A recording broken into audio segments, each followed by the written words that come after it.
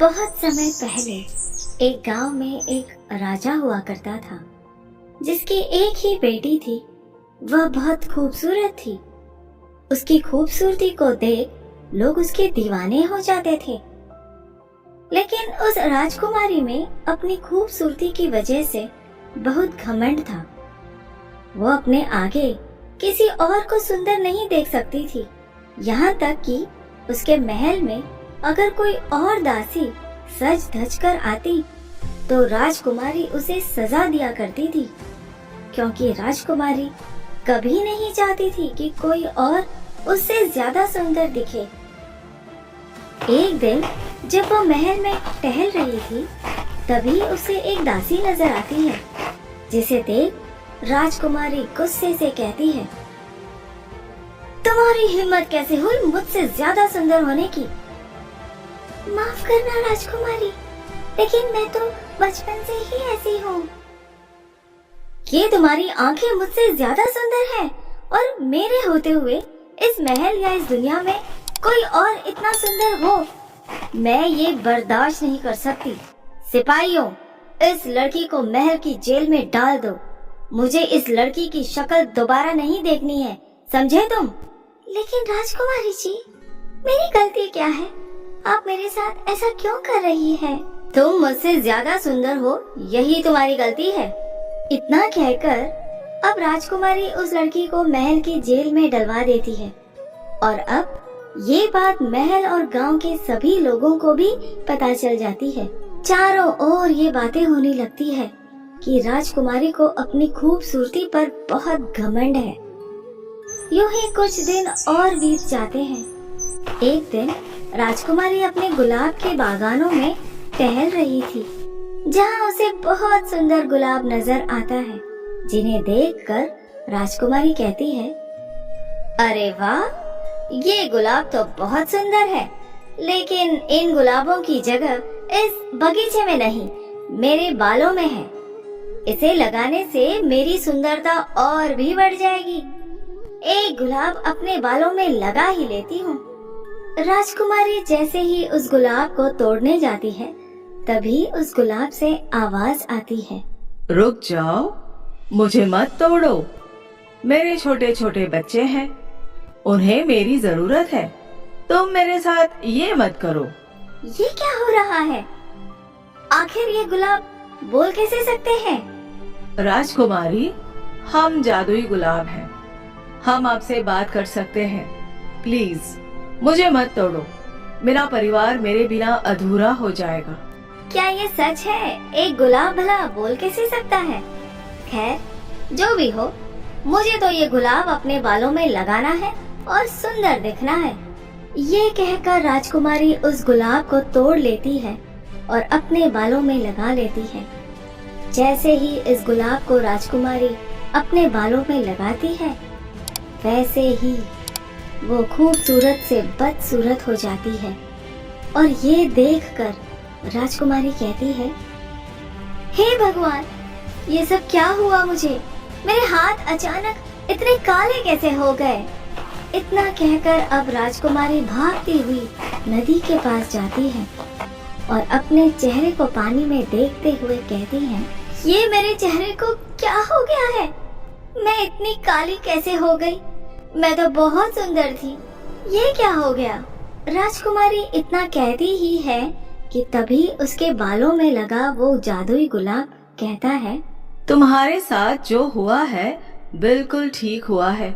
तुम्हें अपनी इस खूबसूरती पर बहुत घमंड था ना? जैसे तुमने मुझसे मेरा परिवार छीना, वैसे ही तुमसे तुम्हारी खूबसूरती छीन गई है। अब तुम जिंदगी भर ऐसे ही बदसूरत रहोगी। नहीं, ऐसा नहीं हो सकता। मुझे माफ कर दो जादुई गुलाब और मुझे मेरी खूबसूरती लौटा दो। मैं इस बदसूरत चेहरे के साथ जी नहीं पाऊंगी। मुझे माफ कर दो जादुई गुलाब। मेरे माफ करने से अब कुछ नहीं होगा।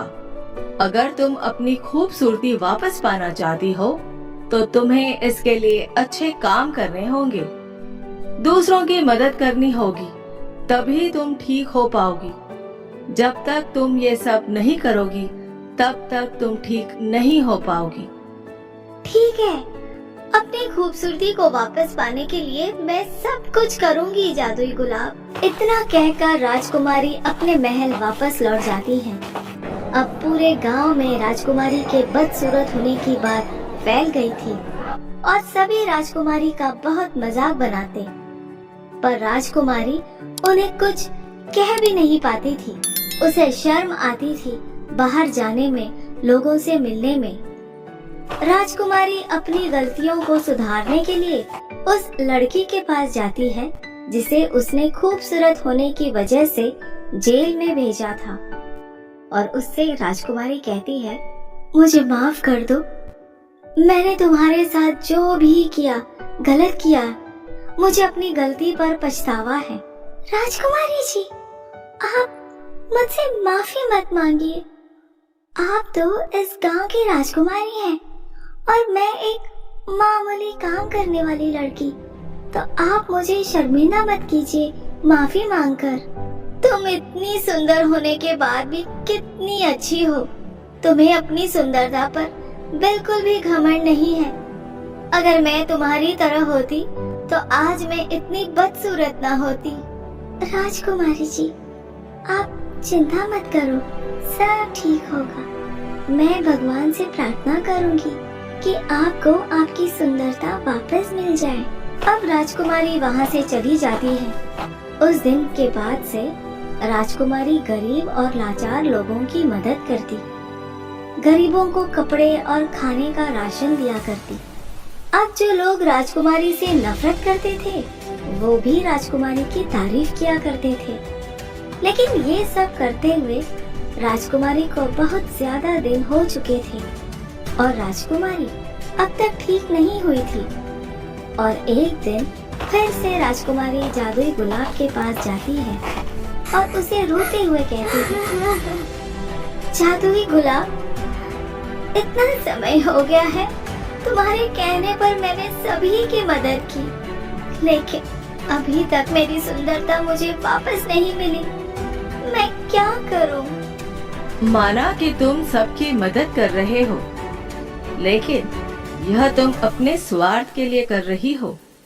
जब तक तुम अपने सच्चे मन से दूसरों की मदद ना करो, तब तक तुम पहले जैसी नहीं हो पाओगी। गुलाब की बात सुनकर राजकुमारी वहाँ से चली जाती है। रास्ते में जाते वक्त राजकुमारी को भूख लग जाती है और राजकुमारी के पास खाने के लिए एक सेब था, और जैसे ही राजकुमारी उस सेब को खाने ही वाली थी, तभी उसे एक बूढ़े आदमी की आवाज आती है, हे भगवान, भूख लग रही है बड़ी जोर की, कुछ खाने को मिल जाता तो भूख मिट जाती। क्या हुआ? आप यहाँ ऐसे क्यों बैठे हैं? राजकुमारी जी, आप मुझे माफ कर दीजिए, मैं आपके रास्ते में आ गया, मुझे सजा मत दीजिएगा, मैं अभी यहाँ से चला जाता हूँ। नहीं नहीं, आप बैठिए और मुझे बताइए आपको क्या हुआ है। राजकुमारी जी, मैंने पिछले कई दिनों से कुछ नहीं खाया है, इसलिए मुझे चक्कर आ गए और मैं यहाँ बैठ गया। क्या कहा? आपने कुछ नहीं खाया है? आप ये ले लीजिए, ये सेब आप खा लीजिए। इतना कहकर राजकुमारी उस बूढ़े आदमी को अपना सेब खाने के लिए दे देती है और वो बूढ़ा आदमी अपनी भूख मिटाता है। इतना ही नहीं, वो उस आदमी को अपने साथ महल भी लेकर जाती है और उसे बहुत कुछ खाने को देती है। और खाना खाने के बाद वो बूढ़ा आदमी राजकुमारी को ढेर सारी दुआएं देता है। अब राजकुमारी एक बार फिर से खुद को आईने में देखकर कहती है, अब तो मैंने उम्मीद ही छोड़ दी है कि मैं फिर कभी पहले जैसे हो पाऊंगी। लगता है अब इसी काले चेहरे के साथ जिंदगी जीनी पड़ेगी। इतना कहकर राजकुमारी सो जाती है। अगली सुबह जब राजकुमारी उठती है तो अपने बालों में लगे जादुई गुलाब को हाथ लगाती है, लेकिन तभी वो देखती है कि वो जादुई गुलाब उसके बालों से गायब था। और ये देख वो हैरान थी और जब वो अपने हाथ को देखती है तो उसके हाथ अब काले नहीं थे। राजकुमारी दौड़कर आईने के पास जाती है, देखती है कि वो वापस से सुंदर हो गई थी। राजकुमारी को समझ नहीं आता कि यह सब कैसे ठीक हो गया। जिसके बाद राजकुमारी जल्दी से अपनी जादुई गुलाब के बागान में जाती है और वहाँ देखती है कि जो जादुई गुलाब उसने तोड़ा था वह अपनी जगह वापस आ गया था और वह उन जादुई गुलाबों से बात करने की कोशिश करती है, लेकिन वह जादुई गुलाब कुछ भी नहीं कहते। जिसके बाद वह सोचती है कि उसने कोई बुरा सपना देखा था और वह मुस्कुराती हुई अपने महल वापस लौट जाती है। अब राजकुमारी का स्वभाव बदल जाता है और वो बहुत ही दयालु और अच्छे स्वभाव की हो जाती है। तो दोस्तों, कैसी लगी आपको हमारी कहानी? अगर पसंद आई हो तो लाइक, शेयर और सब्सक्राइब करना ना भूलें और ऐसे ही कहानियों के लिए बने रहिए हमारे चैनल पर।